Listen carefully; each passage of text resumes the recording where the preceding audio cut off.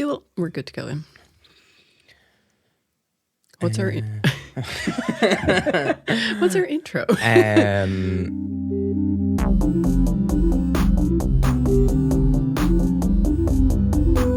Welcome to In Bits, the podcast that deconstructs our digital lives. I'm Nicola. And I'm Liam. And we're both lecturers in IADT, teaching applied psychology and cyberpsychology. So, Liam, what are you in bits about today? Today I'm in bits about, addiction, but specifically when we talk about technology addiction. Okay. Obviously, before we start, we're going to talk about addiction and addiction criteria. And this is very similar to the criteria that we use to diagnose kind of drug addiction or alcoholism.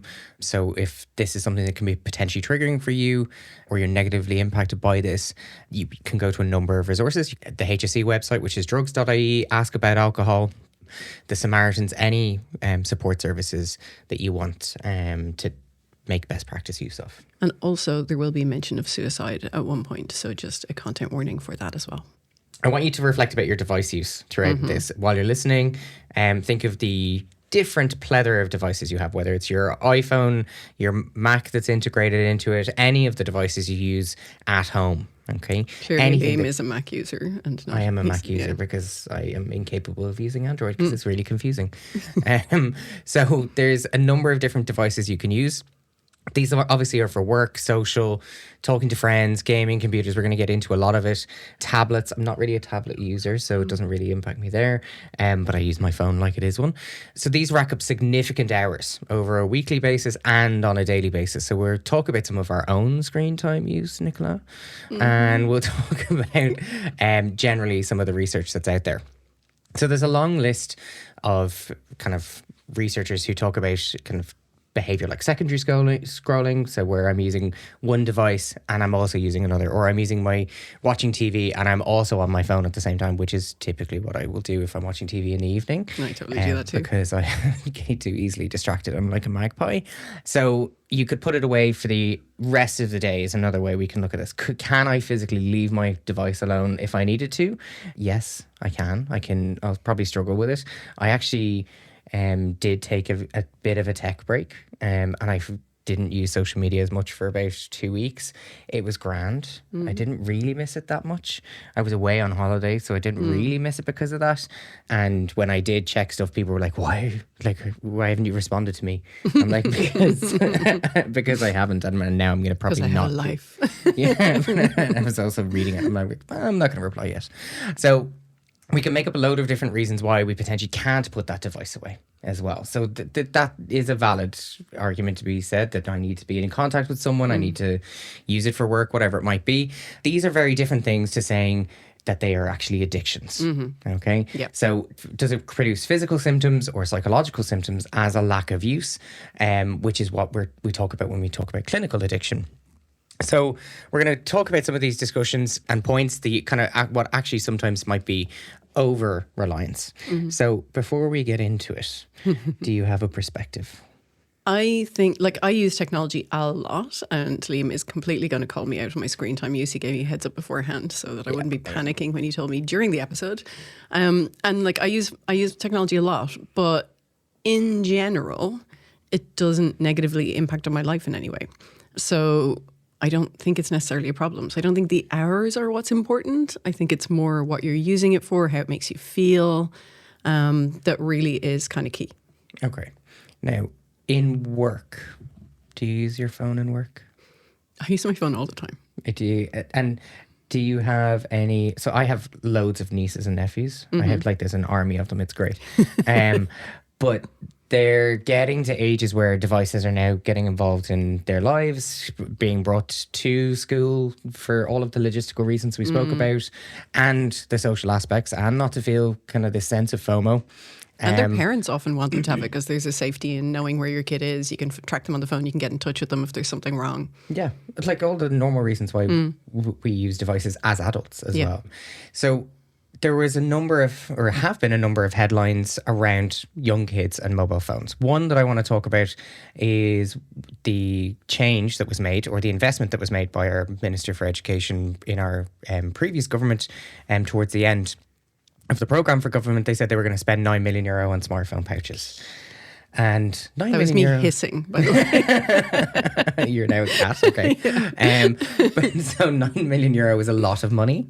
It's a lot of money when there are other priorities in that need to be assessed, like housing, the homeless crisis. There's like Even a within lot. schools, SNAs within schools, like special needs assistants. Like there's so many things within schools that 9 million would have gone quite a long way towards. Even heating, Yeah. and general utility bills for kind of primary schools in rural areas, I know is one of the challenges that was discussed previously. We need to unpack this a little bit. So to reduce smartphone use, they research around things like fines. They actually perform pretty well, better than those when we kind of take the device away immediately, or Really? we self-nominate. There's a few different places that talk about self-nomination where kids will put their phones into a box at the beginning of the day, and it's not a mandatory decision, so loads of kids will do that instead. So it kind of flips the authoritative approach that works. Yeah. I mean, generally we know that when kids are involved in decision making, they tend to follow through on those decisions better. So telling them to do stuff doesn't always work best. And when we tell them what to do, okay, so there is research around this. So if I institute a ban and I am going to ban your smartphone, now I'm going to contradict myself and say that the research is effective here. So the OECD did a piece of research and they suggested it's a good way to reduce distractions, not the use, but distractions in class and education. Now, the research also found that a third of pupils had a dummy phone that they put in instead. So it only really was 2/3 of students. And these were the third that actually told the researchers that they were doing this. So there's a bit of a self-report issue here. So this is a systematic problem. So am I actually putting my device in because I'm being told that I must do it? And on top of being told that I must do it, I'm now actually going to lie about my device use, and I'm going to just give in a dummy device, and I'm going to have my own one anyway. So there's the distrust that we're building, which I think is obviously a negative impact. That really is. Yeah. Anything where you're making kids do something that's going to encourage them to lie to get around it is generally a problem. You want kids to be open and able to talk to you.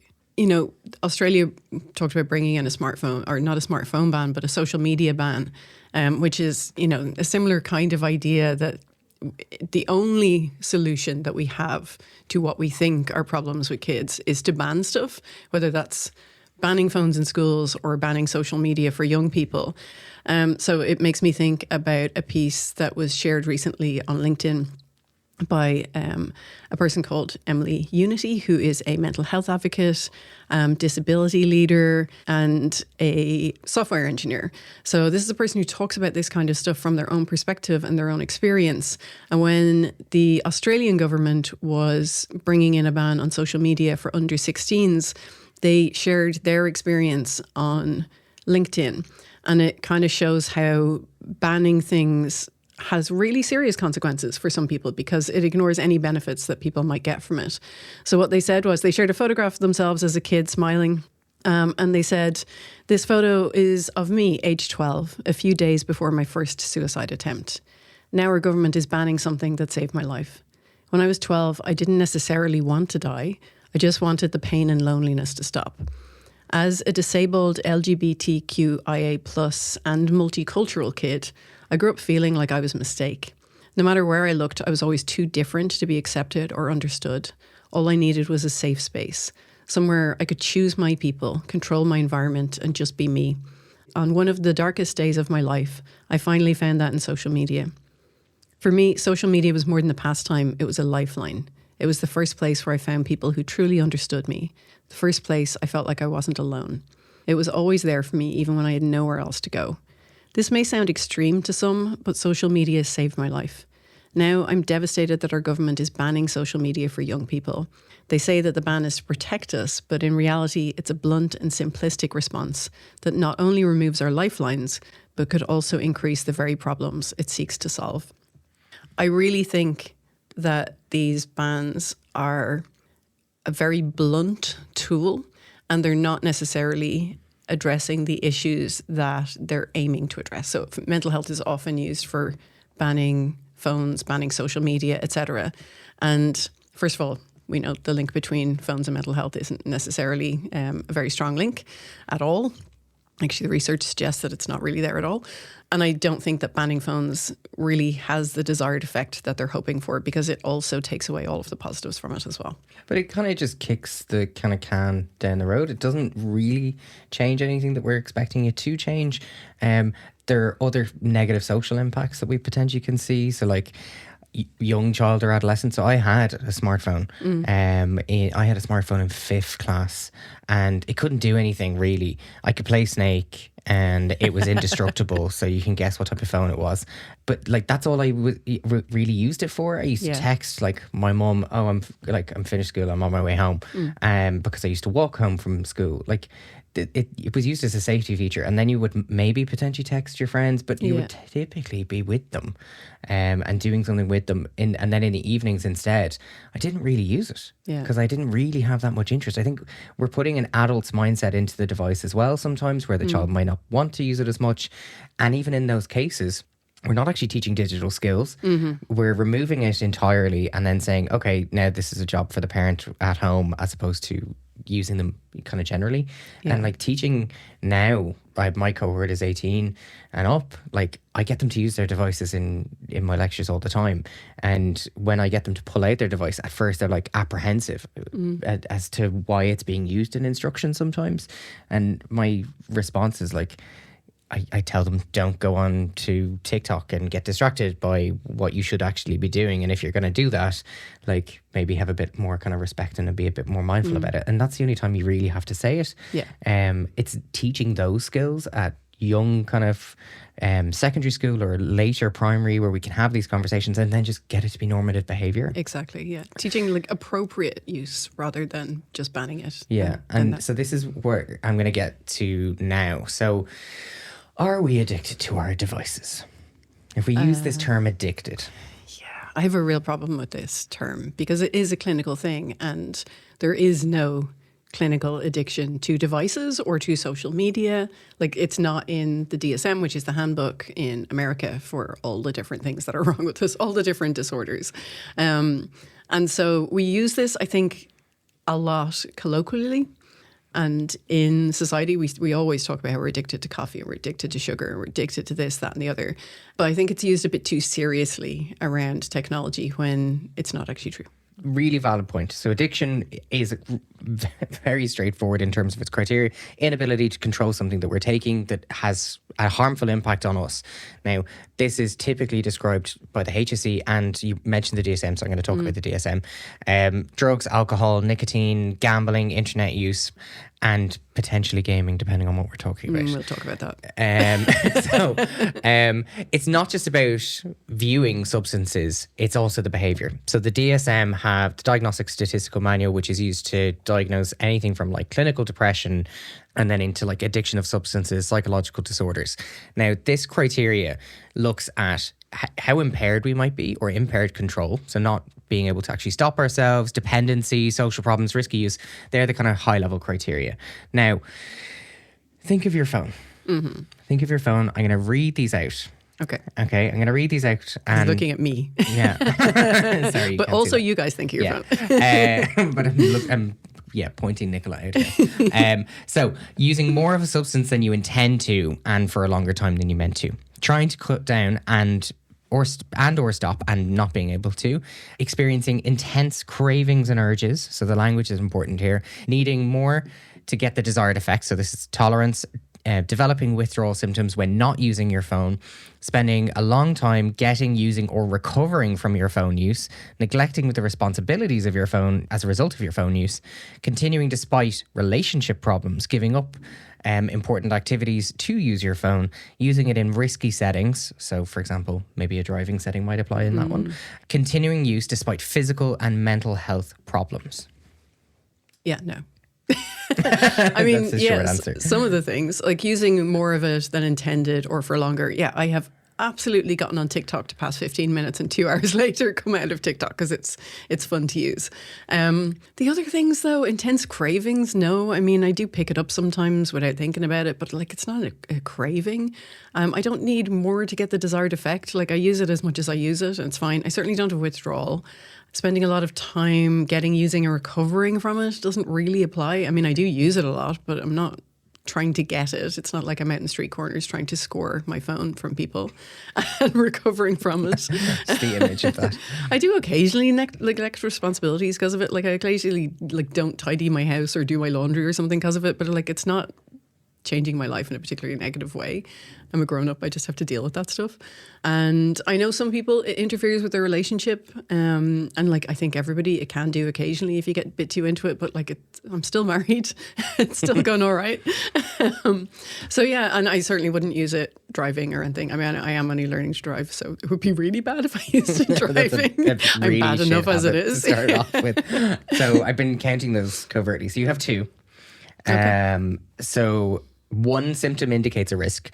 2 or 3 suggests a mild disorder. Okay. So if we apply the same criteria, so this is the point I'm trying to make, like 4 or 5 moderate disorder, 6 or more significant disorder, signaling a true addiction to your mobile phone device. The point I'm trying to make is this framework is not fit for purpose when we apply it to a phone. So the way we diagnose depression or addiction, according to every international model, does not fit for a mobile phone device. No.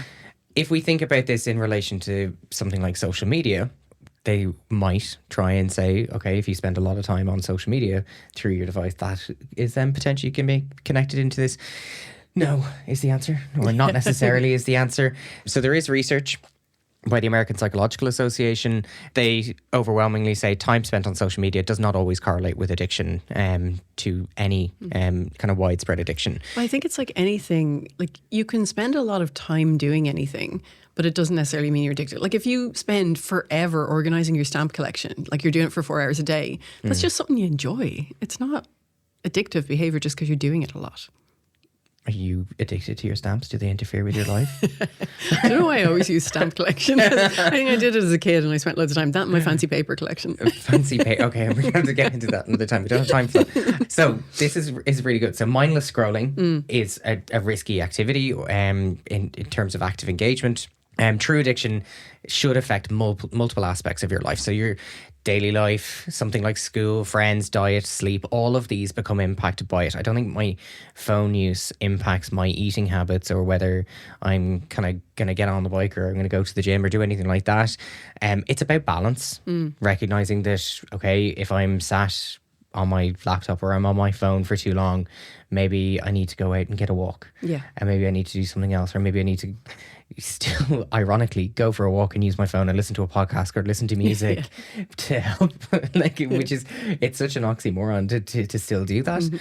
I have to admit, I am really bad for taking a break from my computer and working to look at my phone as my break and not do the walking part. Yeah, so you have in your it's TikTok. You've sent me a screenshot of this. I love it so much. I don't use TikTok. I actively don't use it, and you do. And at the bottom of your TikTok, when you're watching a video, it has a send to Liam button. It's already preset. Because you're the last person I sent something to most of the time. I love that because it's just like, I don't have to use TikTok because Nicola is spending all of her screen time doing it for me. So our goal as mental health professionals is to identify and manage addictions before they become severe. Now, this model, while it doesn't fit for mobile phones, the point I'm trying to get back to is you need to be balanced. Go out, have a walk, do something else that makes you happy instead. So with these definitions and the problematic aspects of these definitions is measurement is challenging. Social media is particularly challenging in this space in terms of measurement. And it's pretty divided in terms of the research on gaming, depending on who or which sources you read for either gaming or social media instead. So I am a gamer. Okay. Are you a gamer? No. Do you game at all? No, because I know I'd like it too much and then I'd never get anything done. Okay. I'm bad enough. But it's so good. So I am a gamer. I'm happy to call myself out as a gamer. I spend quite a bit of time. I'm playing an RPG at the moment. I'm at about 65 hours of gameplay in it. I'd say about a third of the way in. But I'm using that to get away from general TV, like binge watching shows or my laptop or my phone, And what's really funny is this is a good mental image for you. I have an exercise bike at home. I get on the exercise bike and I play my PS5. No. Yeah. So it's major multitasking. You're one of those people.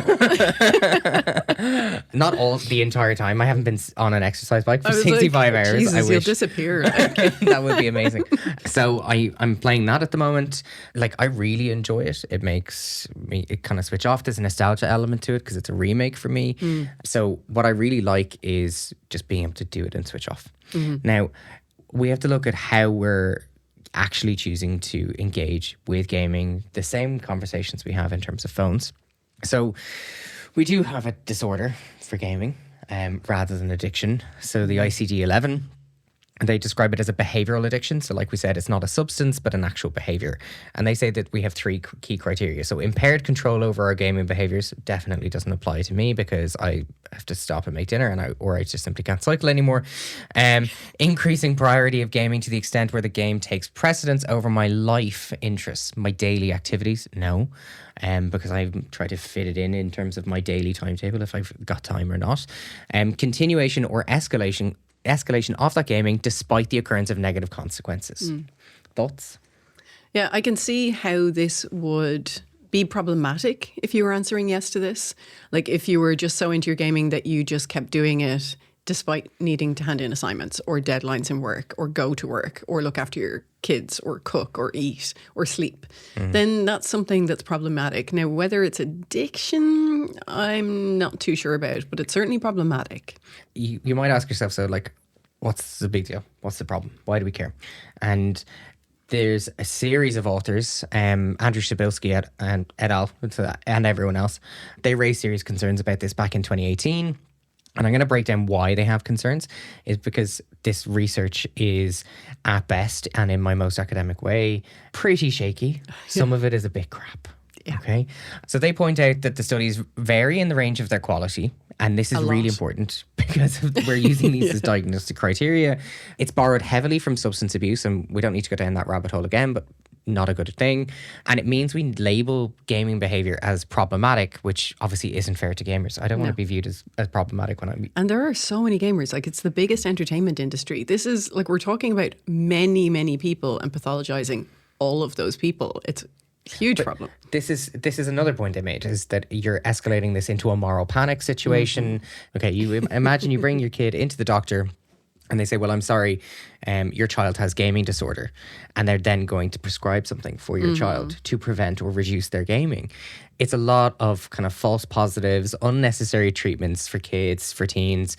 And then it's just a whole load of worry and panic and stress for parents. Yeah. So their problem with this is that if we lock ourselves into this definition, say that we're involved in gaming disorder, and we stop exploring the other factors and how we can look at positive gaming as well, it kind of just creates an unnecessary risk and fear amongst all users generally, and obviously the stigma. Yeah. And I think people are primed to believe this stuff as well. Like, there's been so much negative stuff about technology in the news and media that when someone says it's a disorder, they want to believe it. And I think parents also believe it because when they try and stop their kid gaming, they might get angry or frustrated and lash out a bit.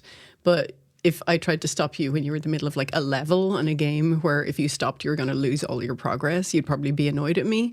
If I didn't give you like warning and say like at the end of this level, you need to finish, or like you've got 15 minutes. So as far as you get one more boss battle. So I think that's some of it as well. A lot of these researchers spent so much time taboo word, actually trying to find support that gaming disorder is a thing. It doesn't actually, it's not helpful. The whole point of academic research is that we actually spend time disproving hypotheses. Yeah. And there's not enough of that happening. And it's actually the flip. So it's very kind of ironic as well.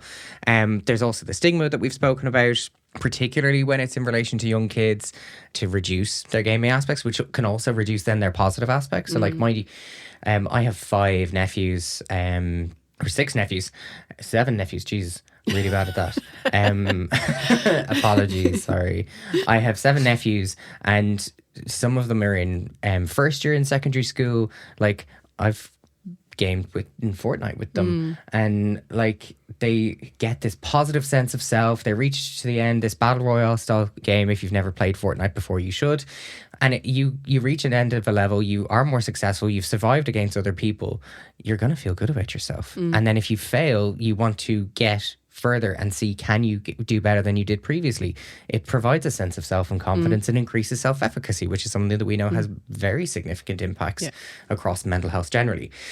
So this ICD-11 definition, we're essentially wasting time, whether this is intellectual time and resources, saying that it's causing harm when it's not, against someone who's a healthy gamer. So I think we need to be a bit more mindful about this. What I think we need to look at is that while we have a well-rounded assessment of gaming and how it potentially impacts on someone, we have to consider the environment and not just the action itself. So what do you think about the gaming environment instead? What do you mean by the gaming environment? So the space in which you're gaming, the impact it has on potentially whether you're getting distracted by something else, impacting you in terms of sleep. Are you gaming at home in your bedroom, or are you gaming with a group of friends socially in the same space? Yeah. Well, and I think like most people these days are gaming very socially. Like it's become much less of an individual pursuit and much more of a social pursuit, which I think is really good. Like a lot of people build their existing relationships through gaming and maintain them through gaming. But a lot of people make new friends through gaming. I mean, people have even met and had marriages that have come about through finding friends and gaming online.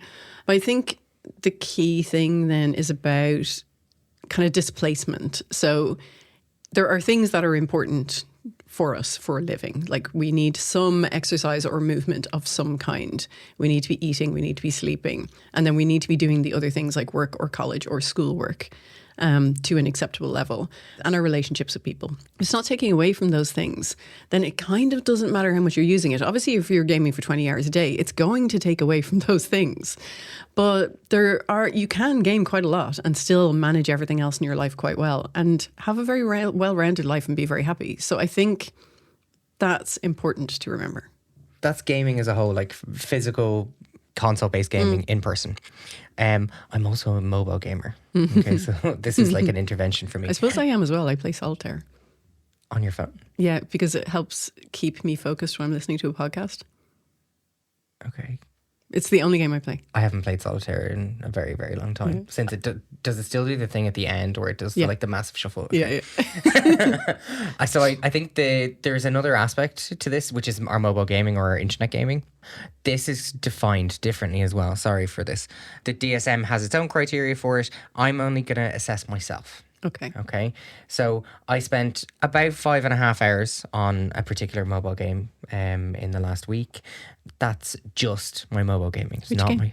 It's a train game. It's so boring, but it's like this mindfulness thing where you're like it's a strategy game, but it's good and it's just kind of stupid. It's like there's no there's no consequence of play. Like I can not use it for days and it's not going to have an impact. It's solely reliant on me. So if I have 5 of 9 of these in the last year, I have internet gaming disorder in relation to my 5.5 hours of play. And they say the condition can include gaming on the internet with others or on their own. So the game I'm playing, the really super boring one, it actually has a community-based element to it.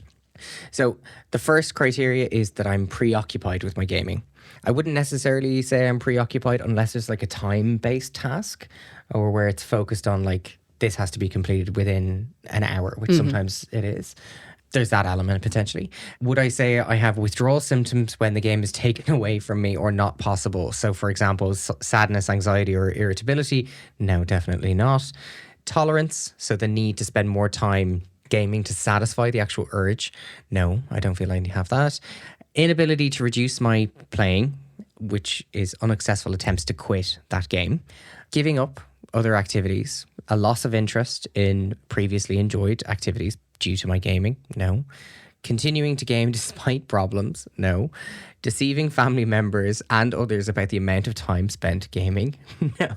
I'm going to check his phone. The use of gaming to relieve negative moods such as guilt or hopelessness? No, I don't game because I feel hopelessness and risk having jeopardized or lost a job or relationship due to gaming. Okay, I don't think any of these criteria really fit. Maybe preoccupation if there's a time-based task, but that's just, I know I have to do something. It's not risky kind of behavior in relation to this criteria. I think the use of gaming to relieve negative moods such as guilt or hopelessness is very, like, even the examples are very targeted. Risk having jeopardized or lost a job or relationship due to gaming. Then that's really similar to the DSM criteria for like any form of general addiction. So these don't map correctly for me. So to align, again, serious behavioral addictive criteria into a platform like a silly mobile game about a train is not valid. I know. But even if you were playing 40 hours a week, and even if you had given, like, if you found a game you really liked and you gave up other activities because you preferred this game, like, that's normal. We sometimes have a hobby that we grow out of and we move on to a new hobby. Maybe the gaming's the new hobby. That's not necessarily an issue. And like my daily average across a whole week of general screen time use, everything is 5.36 hours. Is that including your work computer? No, that's just my phone. Okay, yeah. And the majority of that time is gaming, a bit of Netflix too. But like, and WhatsApp is my highest. Like, my game doesn't even appear in my highest. Okay. Like, so like I wouldn't say to myself that I'm at extreme risk. No. So while I have my screen time open, what's yours? Oh, I can see it. Oh, she's what? We'll say close to double. Is that just your phone? So last week, it's my phone and my tablet. My daily. So it's not work? No. That's social. Okay.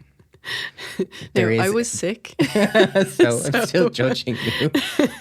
9 hours, 44 minutes. Yeah. I listen to a lot of podcasts, and when I listen to podcasts, I play solitaire because it keeps me focused. So you've listened to 9 hours of podcasts and games? I've actually listened to far more than that. Okay. Yeah. I want to bring us back to the type of gaming we do. And like, I know you're aware of the gaming research during COVID. Yeah. Do you want to chat to us about that? Yes. In a sec. My computer wakes up. So there was quite a lot of research done during COVID about gaming because obviously we were all isolated, we were locked down, and people were finding ways to connect. And so there were some people who thought that maybe gaming got worse, like that people were playing too much and that was a problem. And there were some people who thought maybe gaming could be useful. So researchers looked at it, and there are quite a few studies. I'm going to talk about one in particular because it fits with all the other studies. I think it's quite interesting. They looked at the way people gamed and the kinds of games they played. So people's habits changed a bit. So some people were definitely playing more gaming or more games.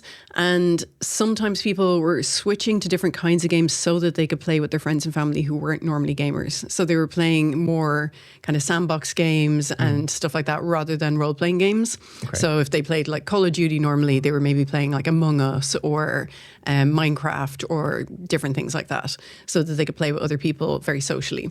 They found that about 58% of the people that in this particular study found that playing games impacted their well-being in some way.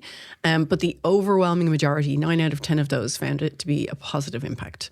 Okay. So it was having a positive impact. It was connecting people. They were also finding that not only was it allowing them to socialize, but it was giving them cognitive stimulation because we were all bored during lockdowns, but it also reduced anxiety and stress. So sometimes when I see these scales about addiction and they talk about using technology or gaming or whatever to escape from, feelings that you're having, negative feelings. I'm like, we do that all the time. Like, we use various things, whether it's reading a book or taking a walk or looking at a movie or gaming. We use that sometimes to escape our stress. Like, escapism is a very normal reaction to stress, and it's perfectly okay to do sometimes. But I'm smiling because, like, if I'm not going to game to unwind, I'm more likely to get a book out and kind of imagine what the scene is like in what I'm reading or what I'm listening to. So there's escapism in other areas. Exactly, yeah. This is actually really similar to some of the research that was conducted by the American Journal of Psychiatry. They were looking at internet gaming disorder, but they were looking at it in relation to physical, social, and mental health outcomes. And guess what? It was inconclusive. So they found that most gamers didn't report any of these symptoms. Okay. But under the criteria, what qualifies them is extremely small. Within that sample, so it was across the US, the UK, Canada, Germany.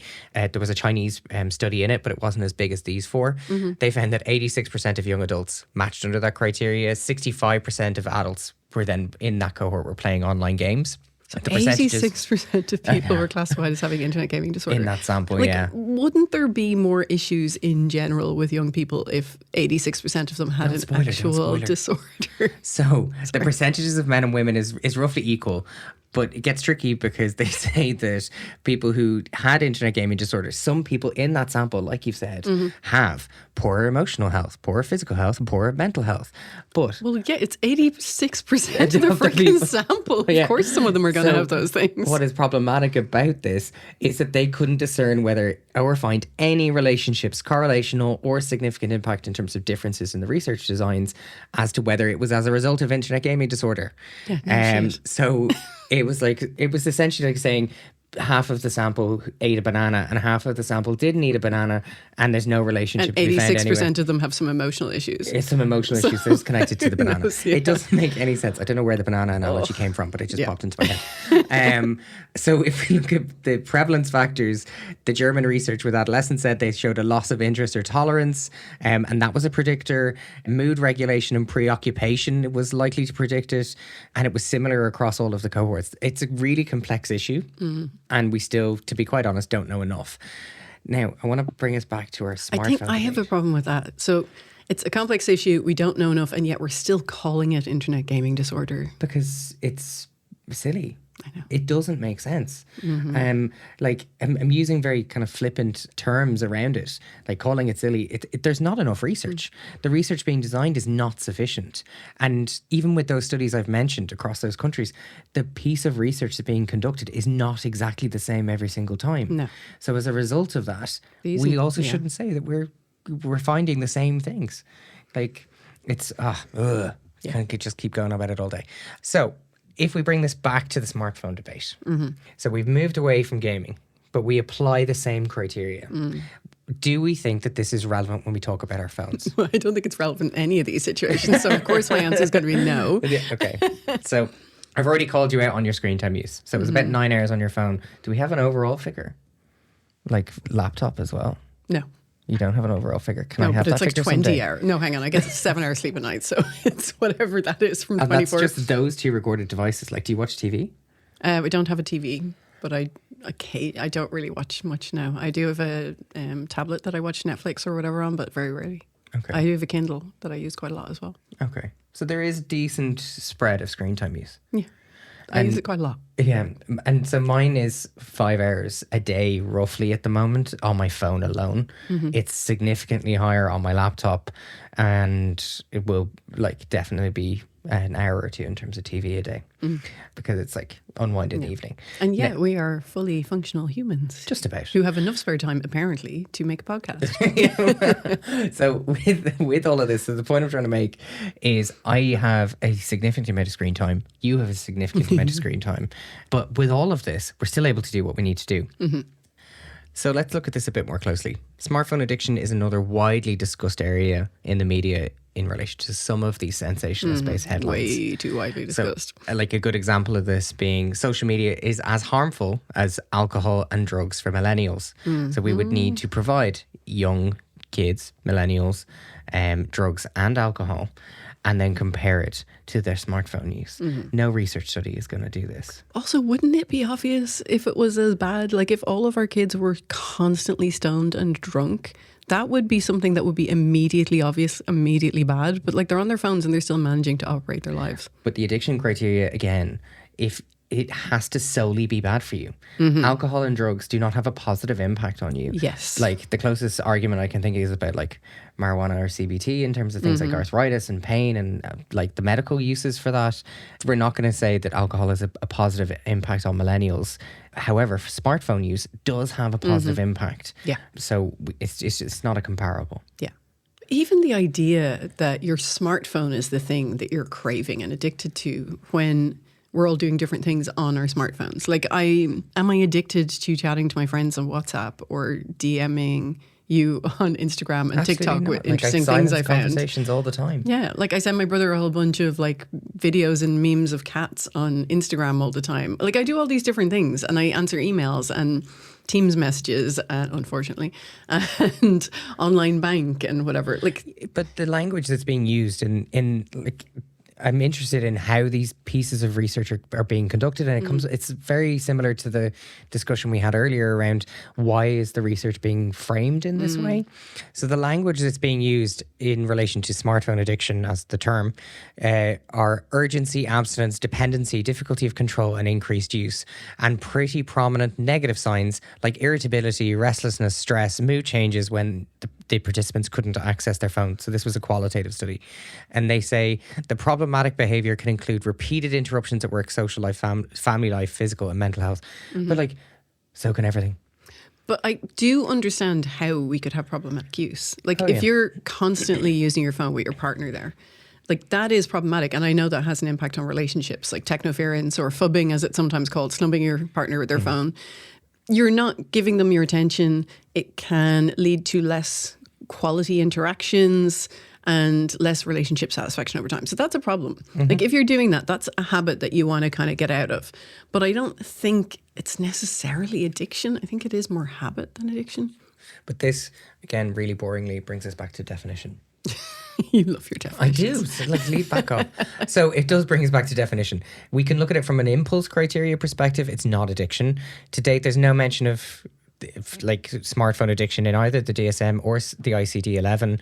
There's a draft in relation to like internet addiction, which gets a little bit close.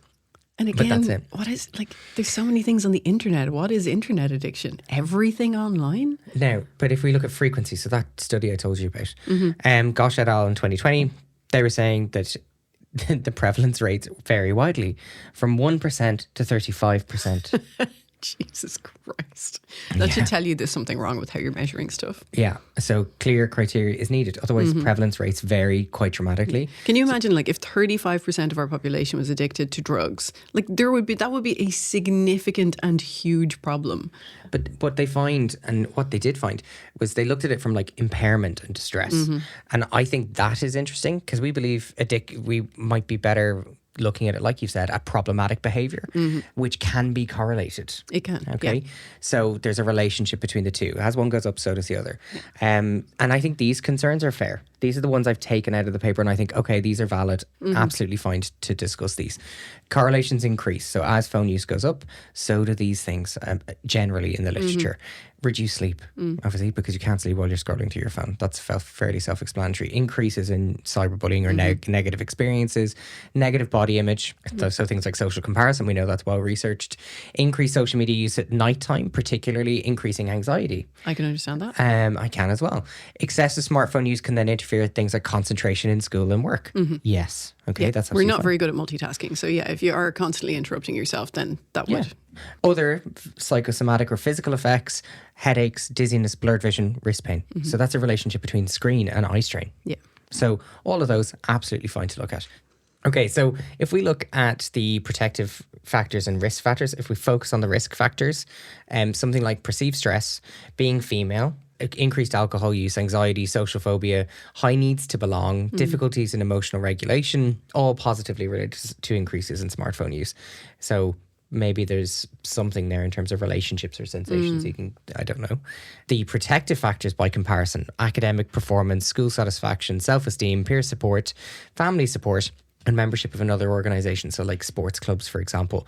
Surprise, surprise, all of these are negatively correlated to smartphone addiction. So generally having a good quality life and good mental health means you're less likely to be associated with smartphone addiction. Yes, but just a balance in your use. Because you're socializing off screen, and the people who potentially are having increased screen time use. So if you have perceived stress, you're female, you have difficulties with alcohol, anxiety, social phobia, or a high need to belong, or your emotional state is not where it needs to be, you're using your device potentially to seek support, to read more materials, or as a means of escape. Yeah, and to regulate your emotions. So both sides of this are understandable. Yeah. So if we look at what actually works, so to try and help and manage this kind of balance between screen time, so something like a digital literacy program in a school, so like positive phone use, like we've spoken about. Yeah. This also reduces things like cyberbullying, excessive social media use, and increases positive emotional resilience in kids. So that research is good.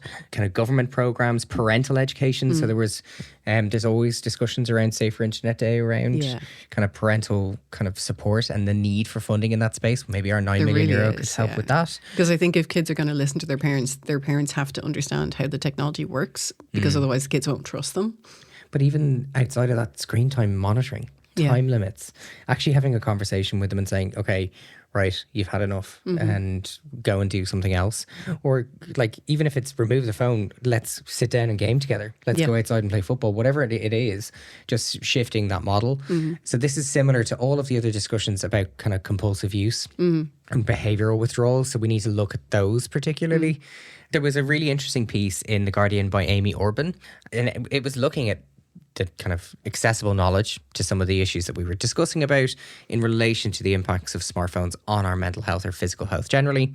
And the research, it was actually quite balanced. She talks about how we need more empirical evidence to support the use of addiction, especially in that same criteria, because it's just not sufficient.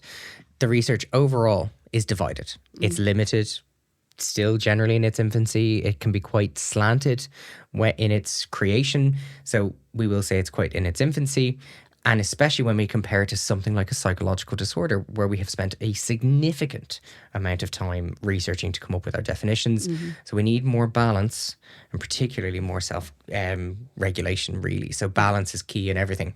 I think what's interesting about the research on all of this addiction stuff is that it focuses very strongly on looking at how many people are addicted rather than any sort of clinical criteria. A lot of the time, like a lot of the studies are just putting scales out there and saying how many people are addicted to this thing, rather than looking at like clinical diagnostic criteria, interventions, what people are doing when they're playing or on their phones or using social media, kind of getting more into the fine-grained aspects of what people are doing, why they're doing it, when they're doing it, what it actually means to them.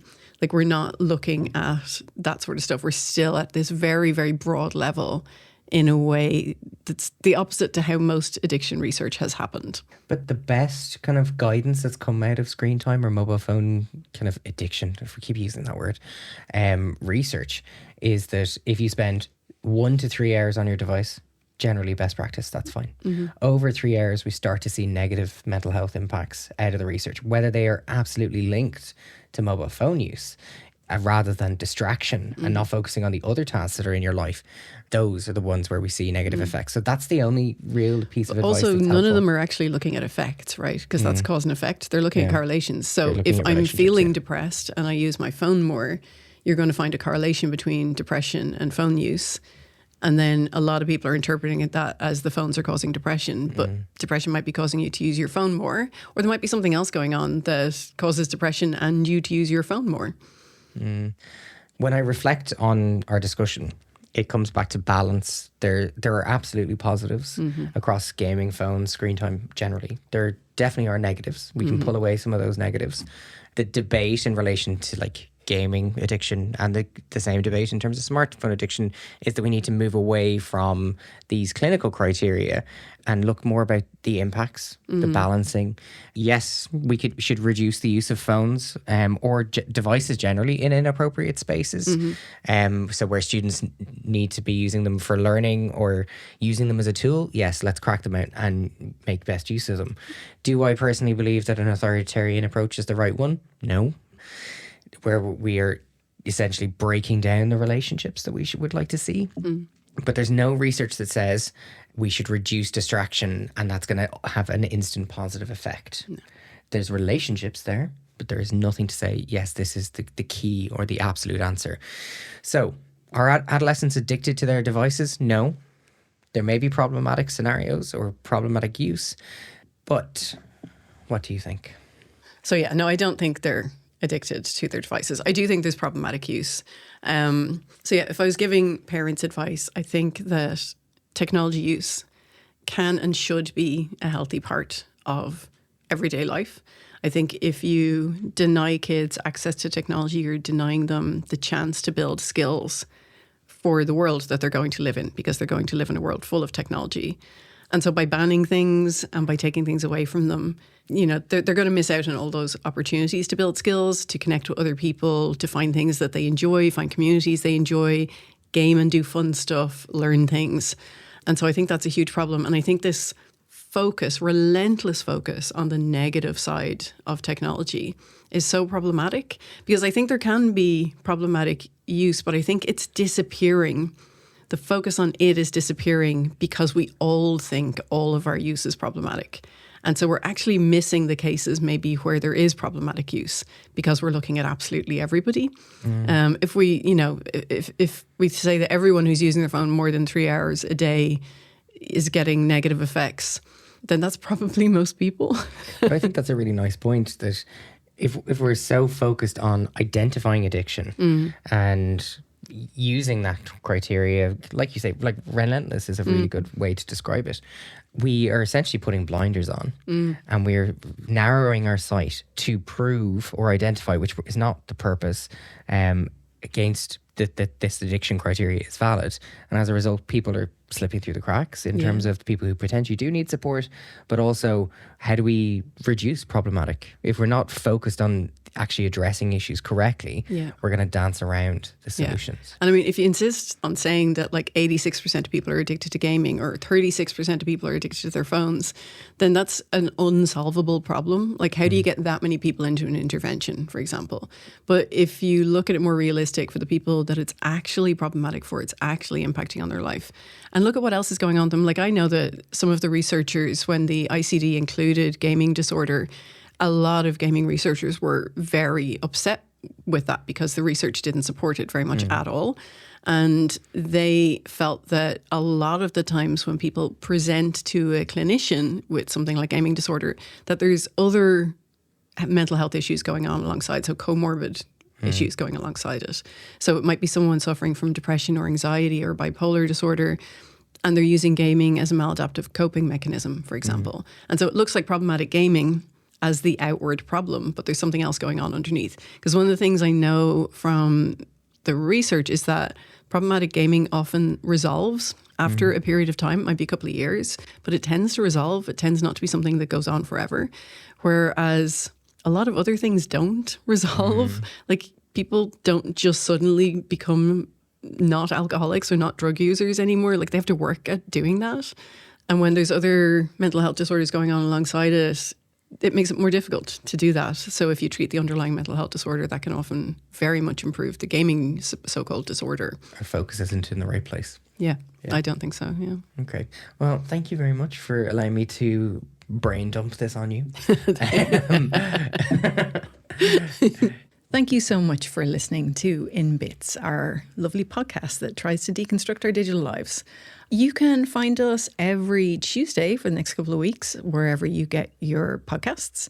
After that, it'll be every 2 weeks for the sake of our sanity. But you can also find us on social media, and we would love to hear from you. We're on Blue Sky, Instagram, TikTok, and YouTube at In Bits Podcast. And we would love to get your feedback on how this is going, what you like, what you would like to hear from in future. This episode was produced and edited by Owen Hurley. Thank you also to Owen for our fantastic music. And thank you all for listening. Thanks, guys. See you soon.